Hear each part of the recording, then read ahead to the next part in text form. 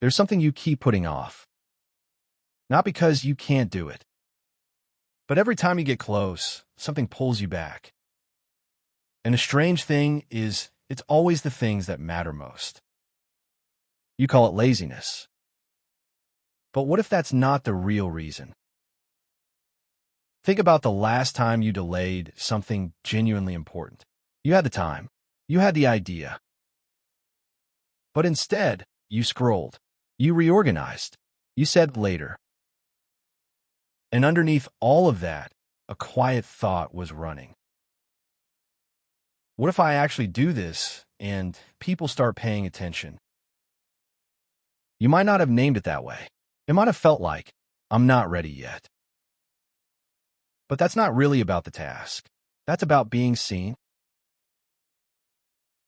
This is not laziness. This is not weakness. Evolutionary psychologists call it social risk aversion. For most of human history, standing out too fast was genuinely dangerous. It can mean envy, exclusion, conflict. So the brain learned that invisibility was safety.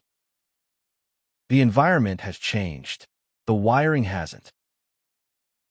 When you're about to do something that might make you visible, the brain quietly flags it as a threat. You're not sabotaging yourself. You're being protected by a system that no longer knows what's actually dangerous. When you imagine being seen, your amygdala activates. It doesn't distinguish between social exposure and physical threat. Both register as risk. This triggers what's called the behavioral inhibition system. Your brain applies the brakes. But here's the part most people miss. That inhibition doesn't feel like fear. It feels like tiredness, like not being in the mood. That's the brain's cover story. There's also something called self-handicapping. When outcomes matter to us deeply, we unconsciously avoid full effort. That way, if it doesn't work out, we can say, I never really tried. The procrastination isn't protecting the work. It's protecting the identity behind it. So how do you move through this? First, name the real fear. Ask yourself, what happens if this actually works and people notice? Naming it activates your prefrontal cortex, which can calm the alarm. You can't reason with a fear you haven't acknowledged. Second, shrink the visibility. The brain resists big public exposure. It handles small steps fine. Don't launch.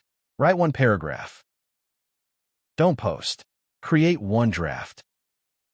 Each small act of being seen recalibrates the threat response. That's graduated exposure, the same method used in anxiety treatment. Third, separate the work from the reaction. Ask not, how will this be received? Ask, is this true to what I actually care about? Here's the mental model to carry with you. Procrastination isn't a broken engine. It's a car with the handbrake quietly left on. The engine is fine. The desire is real. But an old safety system is engaged, one installed for a world that no longer exists. Your job isn't to push harder. It's to slowly, gently release it. You're not lazy. You are someone who cares deeply, and that caring made you cautious. But at some point, staying invisible becomes its own kind of loss. You don't have to be fearless. You just have to be slightly more willing than yesterday. That's enough to begin.